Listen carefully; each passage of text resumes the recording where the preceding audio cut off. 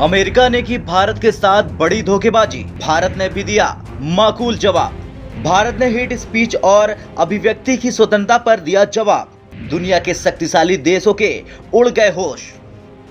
संयुक्त राष्ट्र मानवाधिकार परिषद यानी यूएनएचआरसी में नागरिकता संशोधन कानून यानी सीएए और हेट स्पीच पर भारत की ओर से सॉलिसिटर जनरल तुषार मेहता ने जवाब दिया। उन्होंने यूएनएचआरसी को बताया कि सीएए एक सीमित और केंद्रित कानून है जो पड़ोसी देशों के पीड़ित अल्पसंख्यकों को नागरिकता देता है। भारत के सॉलिसिटर जनरल तुषार मेहता ने कहा, सीएए उन कानूनों की तरह है जो अलग अलग देशों में नागरिकता के लिए मानदंड तैयार करते हैं। इन कानून में परिभाषित मानदंड भारत और उसके पड़ोसी देशों के लिए विशिष्ट है और ऐतिहासिक संदर्भ और वर्तमान जमीनी वास्तविकताओं को ध्यान में रखता है। जिनेवा में चल रहे मानवाधिकार समीक्षा के कई सदस्य देशों ने भारत में सीएए के मुद्दे को लेकर चिंता जताई।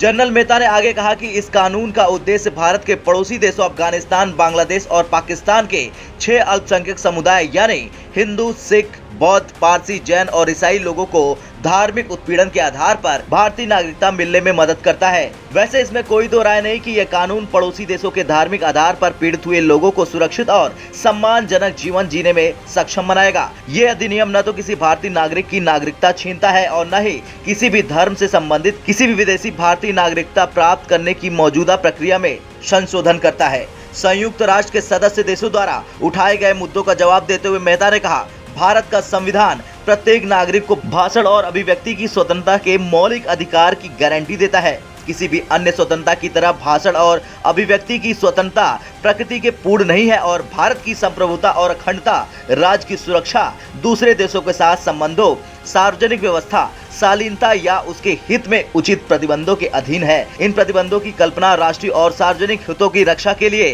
की गई और इन्हें काफी हद तक पूरा करने की आवश्यकता है। उचित प्रतिबंध लगाने से हेट स्पीच और अभिव्यक्ति की स्वतंत्रता को विनियमित करने में मदद मिलती है। बता दें, संयुक्त राष्ट्र मानवाधिकार आयोग का यूनिवर्सल पीरियोडिक रिव्यू एक ऐसी प्रक्रिया है जिसके माध्यम से संयुक्त राष्ट्र के सभी सदस्यों को बाकी सदस्य देश के मानवाधिकार रिकॉर्ड की समीक्षा करने का अवसर दिया जाता है। ये समूह 7 से 18 नवंबर के दौरान कई अन्य देशों के रिकॉर्ड की भी जांच करेगा।